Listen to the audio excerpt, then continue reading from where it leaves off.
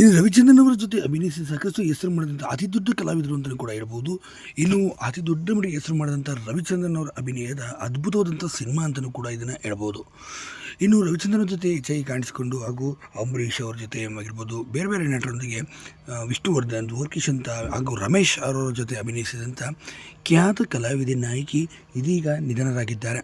ಅವರು ಬೇರೆ ಯಾರಲ್ಲ, ನಟಿ ಸೌಂದರ್ಯ ಅವರು. ಹೌದು, ನಟಿ ಸೌಂದರ್ಯ ಅವರು ಇದೀಗ ವಿಧಿವಶರಾಗಿರುವಂಥ ಘಟನೆ ನಡೆದಿದೆ.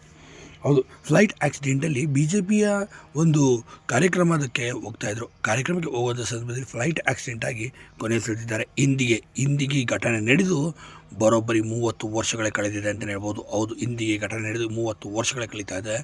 ಸದ್ಯ ಇವತ್ತಿಗೂ ಕೂಡ ಸೌಂದರ್ಯ ಅವ್ರದ್ದು ಥಿಯರಿನೇ ಬೇರೆ ಇರುತ್ತೆ. ಅಂದರೆ ಏಕೆಂದರೆ ಅವರು ಸಾವನ್ನಪ್ಪಿದ್ದು ಫ್ಲೈಟ್ ಆಕ್ಸಿಡೆಂಟ್ ಅಂತ ಆದರೂ ಇದೊಂದು ಪ್ರೀ ಪ್ಲ್ಯಾನ್ ಮರ್ಡರ್ ಅಂತಲೂ ಕೂಡ ಆ ಸಂದರ್ಭದಲ್ಲಿ ಸುದ್ದಿಗಳು ಹರಿದಾಡಿತ್ತು.